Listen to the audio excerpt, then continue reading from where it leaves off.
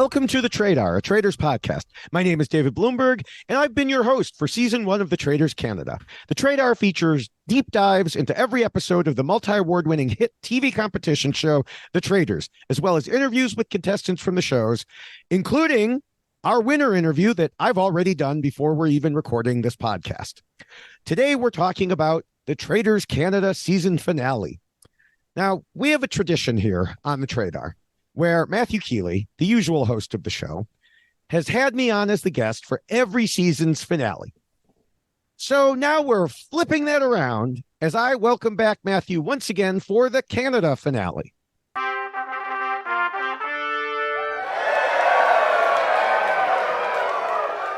Hooray, I've returned from the Scottish wilderness. I'm back. By wilderness, I mean just my house doing Survivor podcasts with you. I mean, it's Scotland, isn't it all wilderness? It's quite wild, yeah. It's a wild place. All right. Well, before we actually move on to the finale, we recently got some news about new Traitors shows coming up. And of course, we have the perfect person to deliver that news.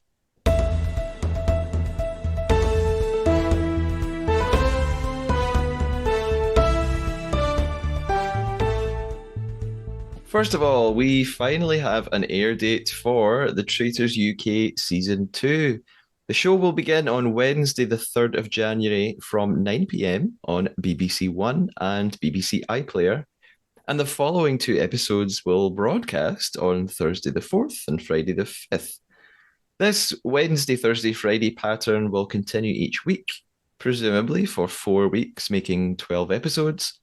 However, much like last year and with Survivor on BBC right now, all 3 weekly episodes will immediately become available on the Wednesday evening after the 9 p.m. broadcast. So you can watch each batch of 3 episodes every Wednesday night. It's a little frustrating as a podcaster who wants to cover the season, but I'm guessing the BBC have some sort of method behind this. They're trying to kill us. That's the method. They're trying to kill podcasters. Yes, maybe it's something to do with their own new podcast, which is on its way, which I shall mention very soon. In similar news, as you spoke about already with your guest, Sam Smith, David, from Traitors New Zealand on the previous episode, the Traitors New Zealand Season 2 has been officially announced. Season 1 host Paul Henry will be returning, and he spoke to the New Zealand Herald about it, saying, very modestly, of course, our New Zealand version of the Traitors was way better than the Aussie and US versions. The atmosphere more resembling the UK version on a fraction of the budget. Well, I guess the budget part's correct. That's for sure. Paul Henry also claims in the article that the challenges in the new season will be on a grander scale, and applications to be a cast member are already open. The show will probably end up airing next year around the same time as it did this year, somewhere between August and October. I wanted to add, I've seen a couple of different interpretations of what was said. And one said it will not be all celebrities, whereas another one said there will be no celebrities. And that is not the same thing. And I'm not sure they know yet. So it'll be interesting to see what happens there. Yeah, maybe it's like you discussed with Sam that, everyone in New Zealand probably knows each other. So they're kind of celebrities to one another. So you can interpret that as you will. Some final news that I'm not sure how to feel about. The BBC have announced that alongside the new UK series of The Traitors, they will also be launching an official Traitors visual podcast. The spin-off show will be called Uncloaked, presented by comedian Ed Gamble, and it will feature interviews with banished and murdered players, as well as, following in the footsteps of some international versions, Traitor Reveals, telling banished and murdered faithfuls who the traitors really are and capturing their reactions. As well as being a podcast you can find in the usual way, the show will also air on BBC Two on television, beginning on, strangely, Friday, the 5th of January. So that's after the first 3 episodes. But then it will air after every episode moving forward. It's a cool addition to the Traitors, and it suggests that the BBC are placing a big focus and big money on the show to make it as huge a hit, if not huger than the first season. My naive hope is that it will simply help grow the audience who might just listen to Uncloaked and then find the Trader. And my plea to listeners right now is please don't abandon us. Yes, because I have listened to a number of these official type podcasts for shows.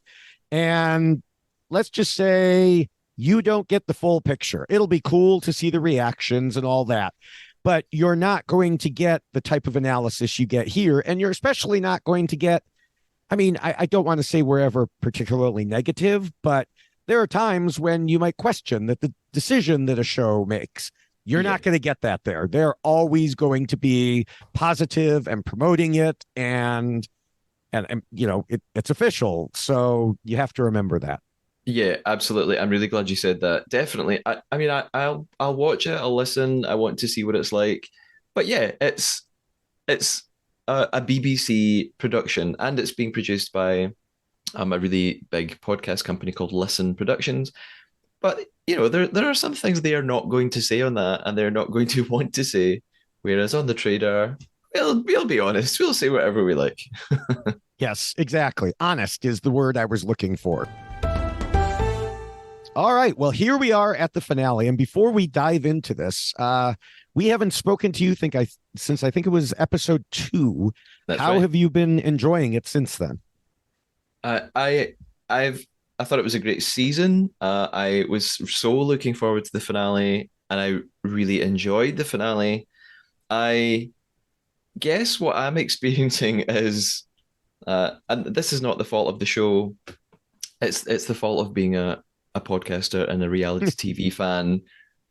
I get there's a bit of Traitors fatigue because it has followed right after Australia season 2 and New Zealand so quickly. It was difficult to get to know everyone's names and differentiate which season I was actually watching. So it took me a minute to get to grips with what was unique about this version and separate it from the others. But as it's gone on, especially these last 4 episodes, maybe I've found it really exciting, and I've really been theorizing about what I thought was going to happen. All right. Well, with that, let's set up the Traitor game.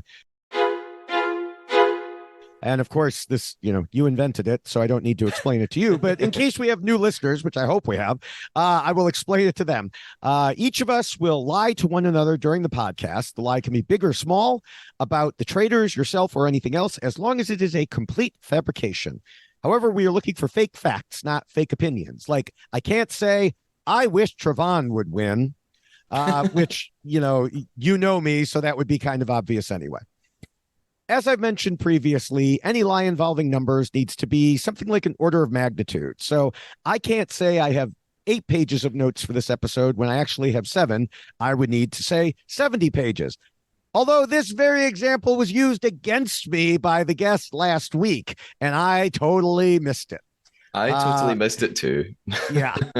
At the end of the episode, we'll then put our traitor hunting skills to the test and see if we can detect each other's lie. Matthew, are you ready to betray me? I'm so ready to betray you because we have been recording another podcast together covering Survivor UK. I keep thinking in that podcast that you're lying to me and then having to remind myself that's a different show. So yes, I'm excited to get back to being really dishonest. Okay. Well, the funny thing is I keep thinking of things in that podcast like, oh, he's going to think this is the lie. And they're like, wait, no, that's the wrong podcast also. So, all right. In that case, our game begins now. We begin with the final breakfast. Trevon and Mike come in first. Trevon apologizes for putting Mike's name down, and he thinks it's Donna, who was the original traitor and brought in Mickey. Mike says if he were a traitor, he would have murdered Trevon a long time ago. And I think he also says at this point, I can't remember now if I may have forgotten to write it in this part of the notes. I think he also says at this point something like, "I don't care what Trevon is saying. I'm not listening to him." So, Yeah. Which sounds cruel, but also sounds funny. But it's also, as we'll learn, because Mike really Trevon just isn't part of Mike's plan. So Yeah, I think he knows that. Yeah, I think he already knows Trevon is going to go, and so anything he says is kind of inconsequential. So yeah, he's not really bothering himself with him. yeah. Gurleen comes in and Trevon shares his hypothesis, but Gurleen tells us Donna is last on her list, with Trevon or Mike being the ones she thinks. Mike worries that Gurleen is too close to Leroy, and she even says that she's his ride or die, which when I watched this the first time, this did not strike me. It really didn't hit me. But well, we'll talk more about that, but that's also something that I discussed with Mike on the interview. Spoiler alert, I guess. If you're listening to this now and hadn't watched already, well, Donna joins them and says it's hard to believe she's still there. I agree. At least she's very honest about it. Yes. At least she's not pretending that she's Right. this really skillful. She openly admits throughout the episode, I think I just got here by luck, but hey, Yeah. well done me. Yes. I mean, really, she's never been a threat to anyone. Yeah. So why would they get rid of her? Leroy finally arrives saying he hopes nobody backstabs him. Now, this plays into what I was thinking would happen at the end in terms of Mike doing it. You're laughing there. I'm laughing because I noticed that exact same thing that Leroy said. I just hope nobody backstabs me. I thought, is someone going to tell him how this game works? Yeah. Leroy, there are people in this game and they're called traitors and they have this job. They have to lie to you. Like, of course someone's going to backstab you. You've been being backstabbed this whole show. Yeah. Well, this may be telegraphing something later, but I thought it was telegraphing Mike backstabbing him. And he also tells Donna why he thinks she's suspicious, which she sort of understands, but she says, it's also frustrating to her. So speaking of frustration, after breakfast, people separate in duos to chat. Now, you may say, how did 5 people separate into duos? Because they left Donna alone. Because one of them has lost her mind. Yes, they just walked off and were like, see you, Donna. And it's clearly getting to her. She eventually storms in frustration over to the others. And Mike is like, no, don't come over here. And she's like, yes, just Mike and Gurleen, just put me up for banishment. And so, which, I mean, she said that before. This is nothing new for her. Yeah, she is going into some full-on meltdown. She first gets really frustrated and says, just banish me. And then she's like dancing around and making weird. I mean, maybe she does that all the time. I don't know, but it seems like the game has gotten to her and she has cracked. I mean, it's quite funny. Yeah, she's lost her mind. That's what I said in my notes. She's strutting around weirdly. She's doing a cartwheel, talking to herself in the mirror. And she says, I haven't been a very good psychic medium sussing out traitors. No. Indeed, Donna, indeed. Meanwhile, Leroy isn't buying what Trevon is selling and tells him flat out that he believes Mike. Again, this is supporting what I thought was going to happen, what I've been saying since last episode was going to happen. Now, Mike tells us he's never understood Donna's strategy. Personally, I'm pretty sure that's because she never really had one. But he tells her he wants to go after Trevon, then tells Gurleen the same thing. There's just too many suspicious things with him. Leroy continues that same line of thinking and talking to Gurleen, and he also repeatedly tells her he wants to go to the end with her. And I mention that because I think this is going to be important later. just the number of times he says it. Yeah. And I mean, it does end up being important, but just not in the way that we Right, think. right. Like, I mean, it's, yeah, in hindsight now we can view the editing Hmm. very differently, but yeah, at this point in the episode, it seems like all eyes are on either, Donna or Trayvon are going to go first. It's going to end up as a final three of Mike, Gerline, and Leroy. Right. And I think even from the end of the previous episode, that's Yes. kind of the indication. Uh, Things just then go awry. Yes. Yes. So Gerline asks what happens if Trayvon and Donna aren't traitors, and Leroy says, "Then it's Mike." And as I was watching, I didn't think he actually believed it and just wasn't going to tell her to her face. And part of that is because, I mean, like you said, last episode, he was talking about, I would be surprised if Mike was a traitor. And I really trust Mike and all that. Again, this was as I was watching the first time. Uh, Mike tells us his game plan revolves around Gerline, which surprises me. He tells her he thinks Leroy is the traitor and says when Mickey told them he was giving them a clue, that clue was his vote against Leroy. I totally missed this last time, and I really think that Mike had to, well, he admitted it. He twisted and stretched things to make this into the clue. Yeah. It was also quite a risky tactic of Mike to do this because if everyone believed what he was saying, that Mickey had left a secret clue on his slate, Mm-hmm. then Kuzi had done something similar. When when she was banished, she voted for Mm-hmm. Mike and put her three exclamation points Right. on the slate. So I thought if they believe you about this, Mike, they might also believe that logic applies to Kuzi's. I just thought it was a risky tactic of him to mention this. I think it was risky. I also think, especially based on his interview, it was his only move Yeah. at this point, from his standpoint. Yeah. I also Uh, agree with you. One of your former co-hosts, by the way, mentioned that they should probably have rules about what they write on mhm. the slates. So yeah, I would agree with that as well. I think they're going to have to tighten up to stop this kind of thing from happening. Yeah, because it's just too, it, I don't know. Maybe they like it though. Maybe production likes this sort of thing. I guess, yeah.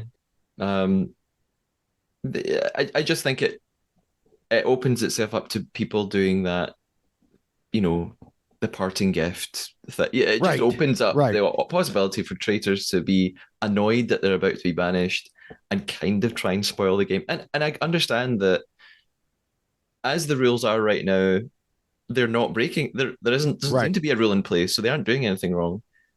I just wonder if they'll tighten down on that in future. Yes. Yes.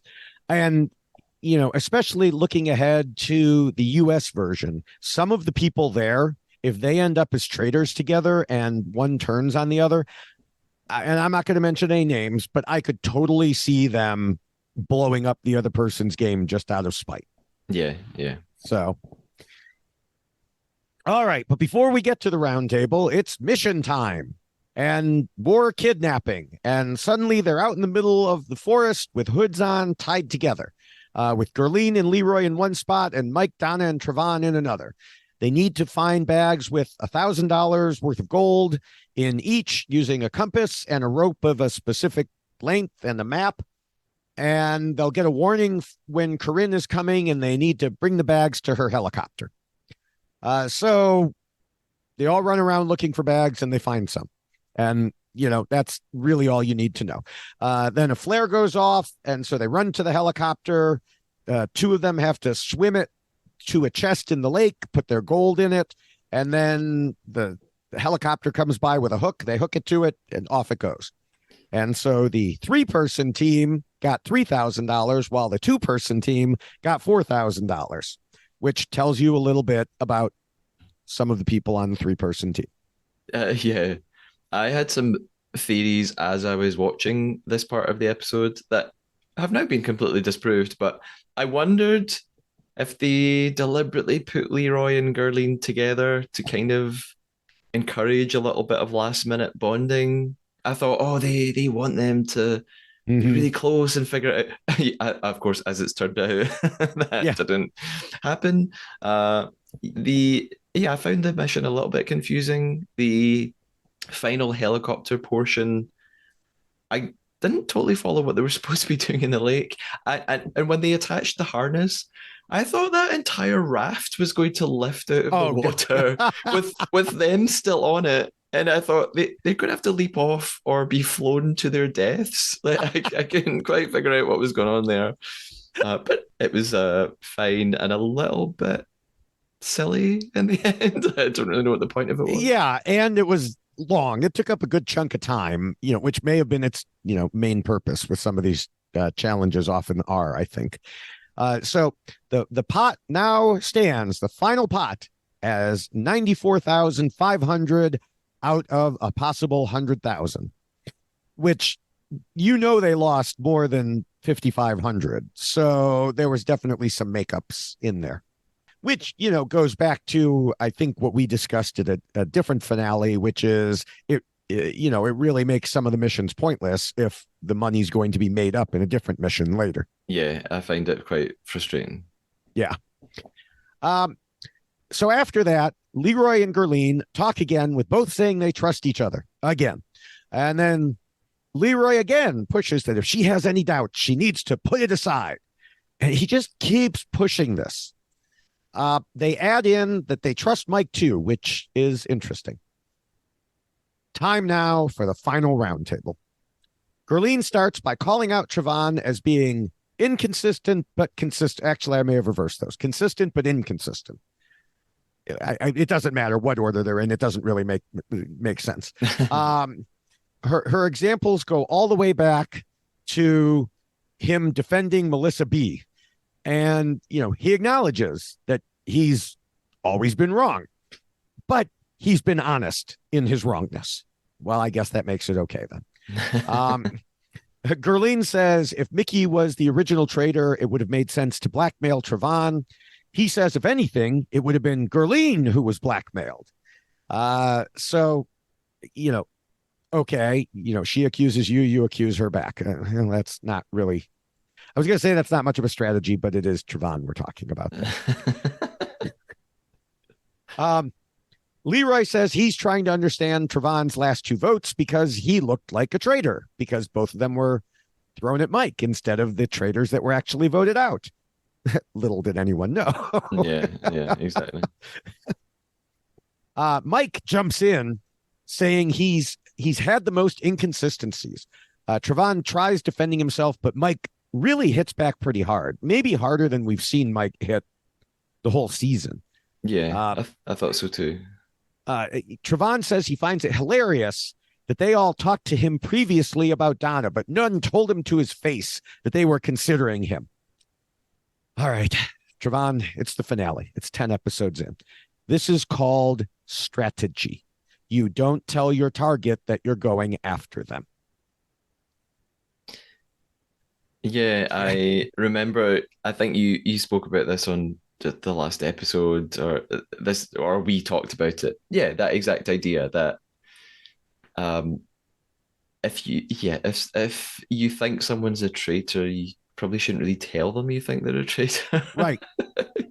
Actually, I think it was when we were talking about Survivor, maybe, but I don't know. Yeah, well, it could be either, but it's true. Yeah, you don't tell them. You don't give them a heads up. Hey, we're coming after you in the roundtable. Because we saw what happened with like Kuzi when she heard from other people that certain others were coming after her. She prepared herself and had ammunition, so it wasn't like off the cuff type of thing. Whereas you look at how Melissa A reacted, and she actually did have time to prepare because she was the one making the allegation, and she still didn't have evidence to back herself up because she was hit back by Kuzi in that situation. So yeah, it's all part of smart strategy. Mike tells Donna that he feels she's changed too. She said a lot, often random things previously, and lately she's barely spoken.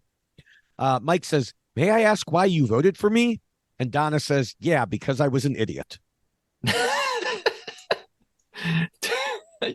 No, Donna, don't say that. Oh, I feel like Donna is the Sarah of the season. And when I say Sarah, I'm referencing Australia season two. And although I've just said, oh, she shouldn't have said that, I kind of feel like when someone is totally unpredictable and quite manic and emotional, they're probably not a traitor unless they're an amazing actor. Right. So I I kind of feel like going in on Donna, I'm surprised that anyone could really believe that she's actually a traitor. Right. I will agree that she's like Sarah. I think she is a somewhat more self-aware Sarah. Yeah, because Sarah wouldn't have said, I'm an idiot. Right. Yeah, exactly. She would never have real, offered recognition that she was wrong. Yeah. And wanted, I wanted Donna to say more, and maybe she did say more after that and they cut it, Right. but I thought, okay, make a joke and say, yeah, I was an idiot, but then Mhm. explain, oh, here's what I got wrong, but now here's what I've realized. And she didn't seem to do that. She's kind of had seemed to have just given up, which Yeah, is but a shame. also if I'm an editor there, I cut it right there because it's funnier to just leave it there. Yeah, sure. Yeah. So, um, all right, it's time to vote, which, was pretty quick, but I guess there's really nothing else to say. Trevon votes Donna. Everyone else votes Trevon. So he is finally gone. It astonishes me when he tells us he was right there and thinking about what he was going to buy with the money, because I really cannot believe he thought he was going to win after all of this. Like, I, I don't know. I guess he just convinced himself. Yeah, he could probably think that he would have been able to find the traitors, but there's no way that he would have remained in the game. There's no way that he would have gained everybody else's trust enough to not vote him Right. out. So yeah, it was kind of too late because there was so much suspicion on him from so many people for so long. Yes. Yeah. And that's also a question I asked in the interview. Like, were Trevon and Donna doomed? And, so listen to the interview for some insight into that. Um, all right. He goes to the circle of truth and he proclaims nothing because Karine tells him to be silent and that they have to trust their guts over the facts, which, by the way, is a piece of really bad advice in general. Yeah. So, yeah, he will not reveal what he is. So I was like, wow, a twist we haven't seen before. Yeah.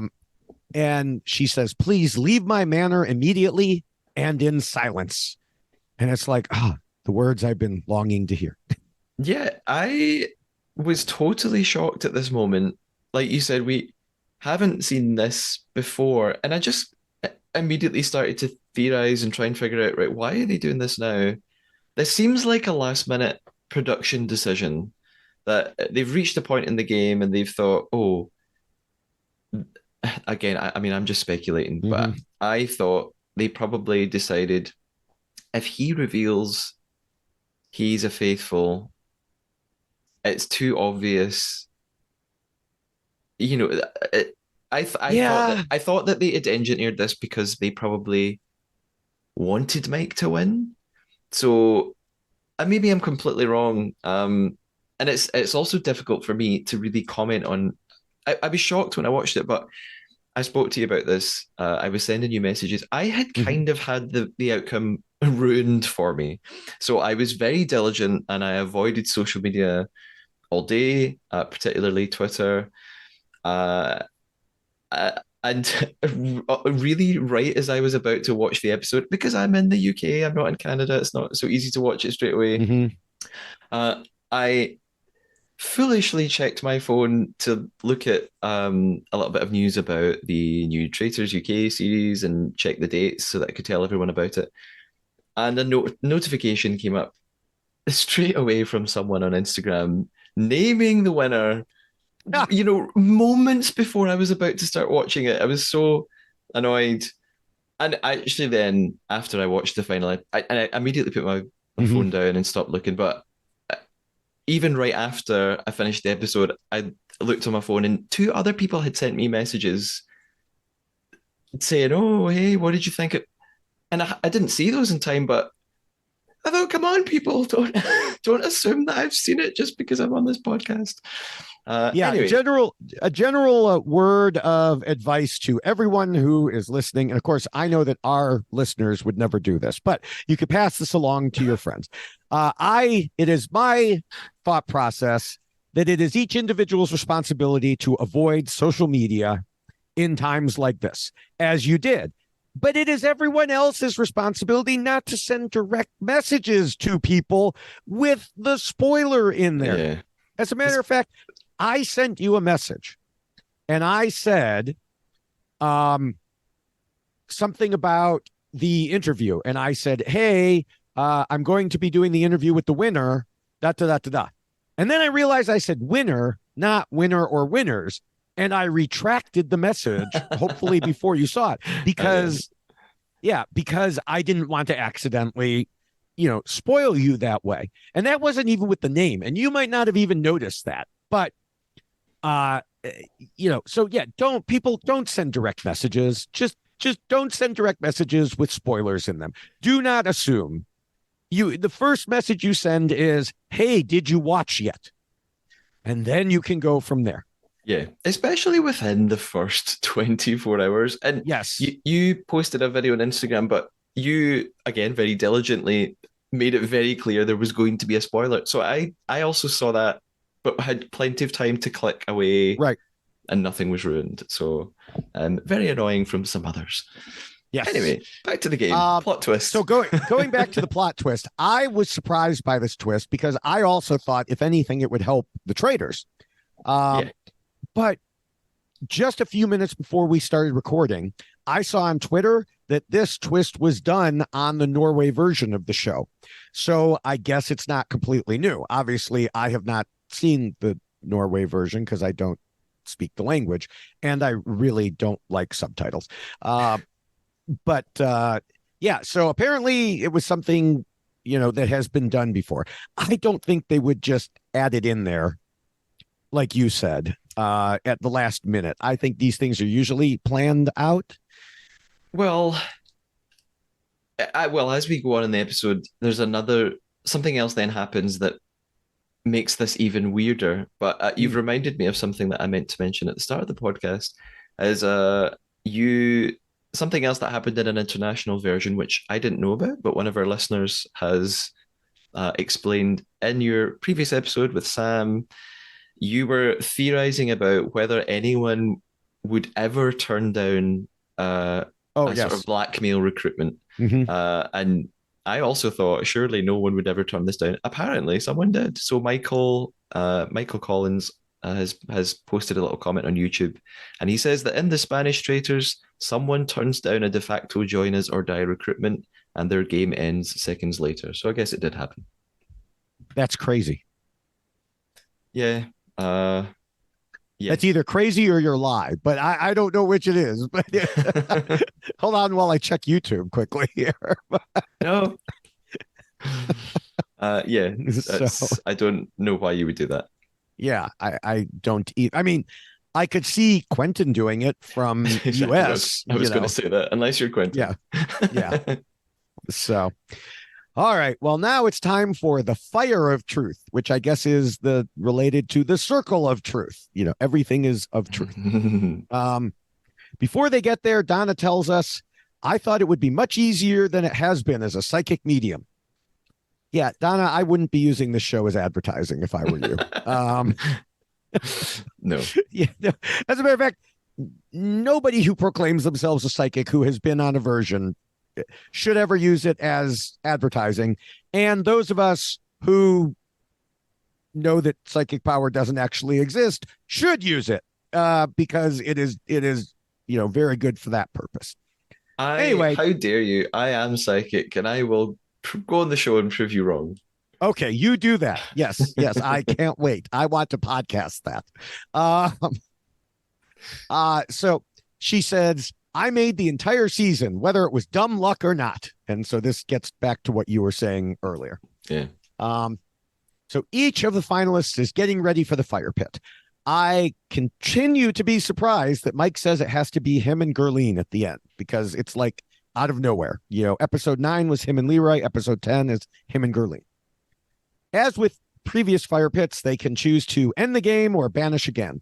They have pouches with powdery material in it, and each will dump it in the fire rather than having the host toss it in like in other versions. Yes, I noticed this too. They're allowed to pour their own pouch in the fire. Hooray. I mean, to be fair, what Corinne was wearing, was wearing, probably would have gone up in flames. Exactly. I mean, it was poofy and it looked highly flammable. So, that's true. Yeah, I never thought of that. So yes, red, of course, means banish again. Green means end the game. Not surprisingly, they all choose banish again. And let's just cut to it. They all vote out Donna, which I typed into my notes before it even happened. And then Donna voted Mike. So Donna goes out. She tells them she's a faithful, which surprises me. Me too. This is what confused me, and this is what made me more confused about the twist at the banishment room. So I thought, why was Trayvon not allowed to reveal his status, but now Donna is? I just thought, why are they doing it in this order? If they're going to pull the "you're not allowed to tell" rule, it should be here. Surely this is the place. Do it at the fire of truth when the tension's at its highest and the stakes. So I don't understand the order of being allowed to reveal. I guess they just wanted to throw a wrench into the works. The person who posted on Twitter said that in the Norway version, it was at the final 5 and 4. Okay. So they were more consistent, apparently.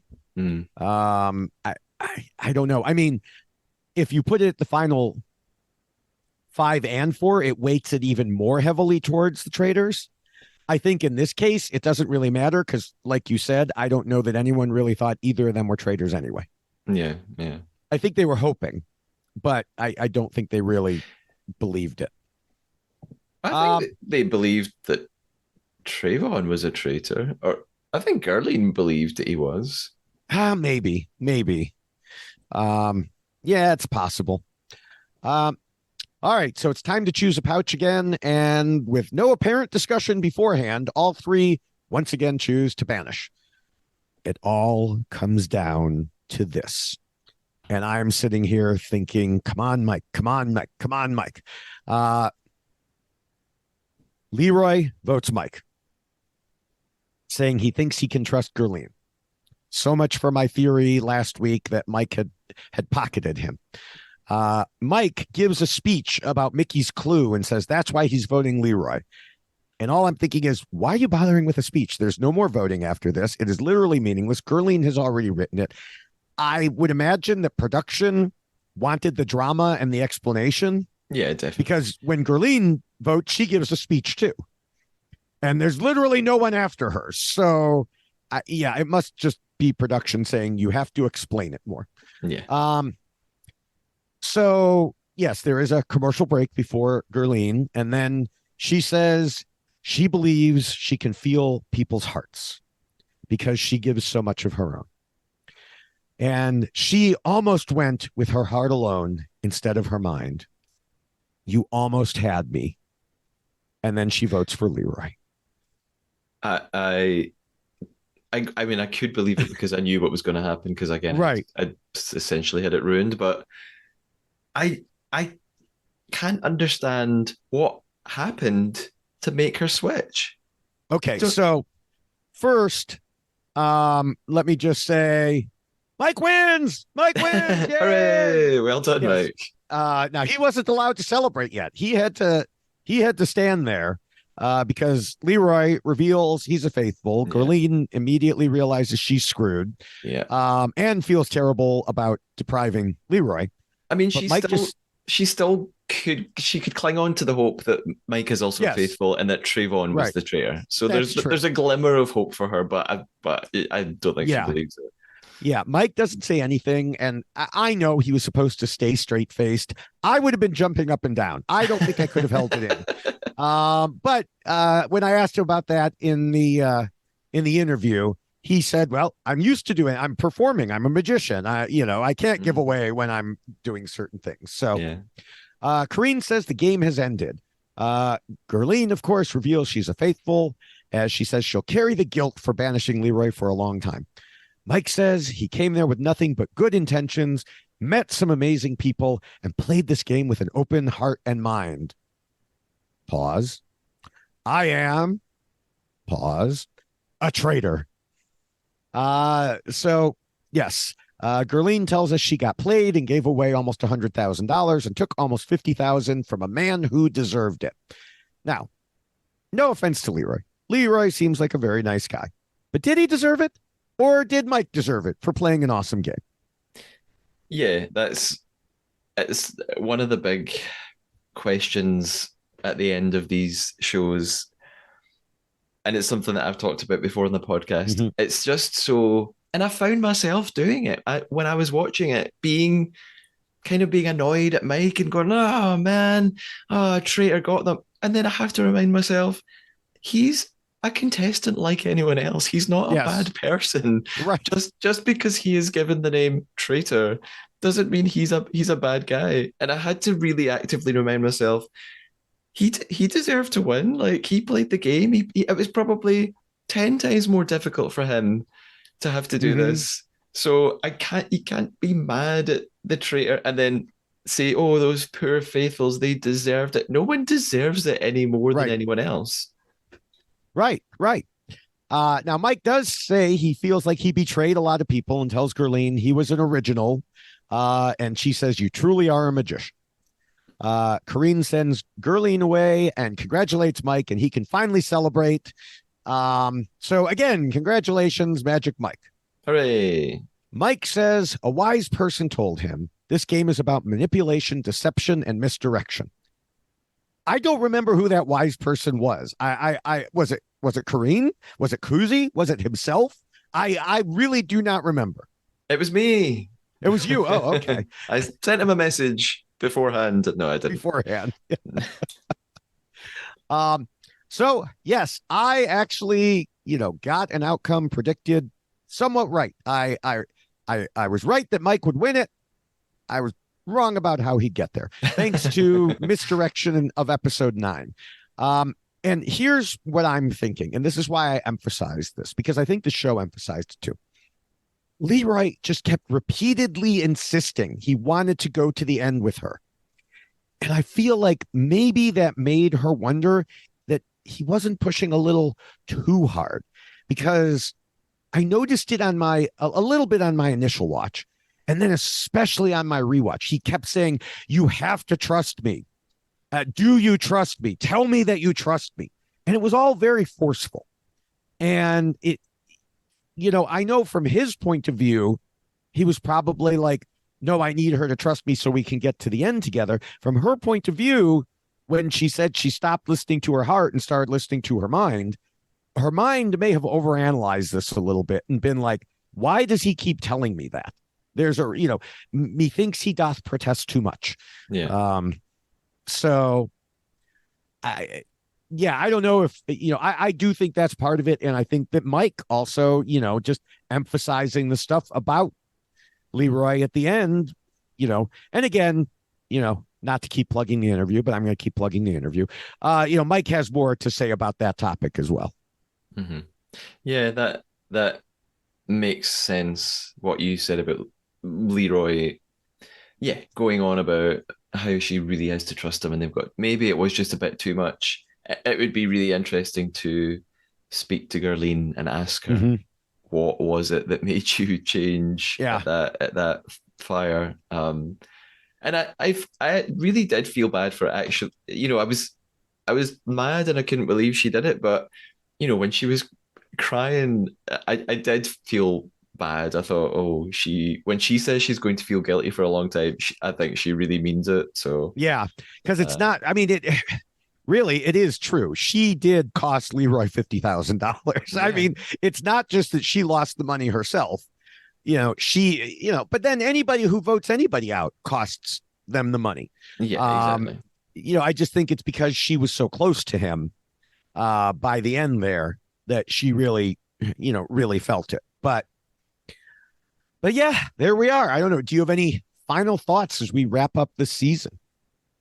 my final thought is I'm annoyed at my at my wrong prediction. So my prediction was that the faithful would win, and I at the end of episode 9, I thought we would get down to a final three of Leroy, Gurleen, and Mike, and that they would figure out that there was still a traitor, and they would figure out it was Mike. And I was almost right. Gurleen just switched on me at the last minute and ruined my prediction. So She should feel guilty about that too. exactly, she should feel guilty about letting me down. Yes, yes. So Forget Leroy. It's about you. yes. So from my game playing mind, I like to win things too. I'm annoyed that my prediction didn't come to fruition. Well, and I'm happy that I'm going to consider it a win, even though it didn't quite happen like I thought. It was close enough. Yeah. I'm going to consider it a win. You did. You said Mike could win, and he did. Yeah, yeah. All right. Well, before we fully finish up here, I want to let everyone know about more great stuff we have here on the Traitors podcast, both coming up and posted in recent days. As I mentioned earlier, we will have the interview with winner Mike. Should be posted right about the same time this is. So there you go. As soon as you're done here, quick, switch to that. I would say, or you could be a rebel and listen to that first, but if you've already made it to this point of the podcast, it's too late to do that. And we're working on some interviews with other players as well. We also posted the 6th in our special series, as the two of us are covering Survivor UK here. It's not the Traitors, but it is a strategic social game where you stab people in the back and take away their ability to win £100,000. Now, Matthew, of course, has never seen Survivor. I have covered the show in its many forms for 23 years, so we're looking at it through those different viewpoints. Plus, of course, Matthew is in the UK, so he fills in the details I might not know, like what a hollybob is. The one that we posted a couple days ago covers episodes 11 and 12, and things really started heating up strategy-wise. Yes. So those podcasts will continue for a few more weeks, even though we don't have any more episodes of The Traitors left for now. Oh. Yes. Now it is time to finish the Traitor game. Ooh. Ah. Matthew, did you lie to me? Yes, I lied to you. Okay, well, I lied to you as well. Let me try to guess yours first. Okay. So I'm not going to go with the one that I brought up in the podcast itself.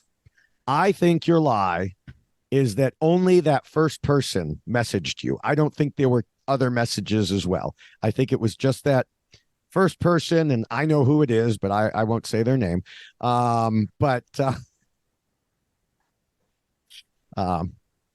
That was a lie. You're right. I'm so annoyed.